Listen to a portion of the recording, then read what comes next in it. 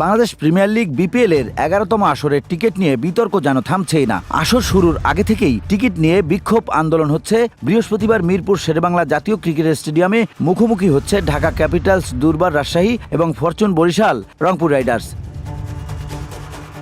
জানা গেছে বেলা 11:30 নাগাদ বাসের বেড ধাক্কাতে থাকেন দর্শকরা। এক পর্যায়ে পরিস্থিতি নিয়ন্ত্রণের বাইরে চলে যায়। গেট ভেঙে ভেতরে প্রবেশ করে বুথে ভাঙচুর চালান তারা। এর কিছুক্ষণ পর টিকিট বুথে আগুন ধরিয়ে দেয় বিক্ষুব্ধরা। পরবর্তীতে আগুন নিয়ন্ত্রণ আনে ফায়ার সার্ভিস। এরপর পরিস্থিতি নিয়ন্ত্রণে আনে আইন শৃঙ্খলা রক্ষাকারী বাহিনী।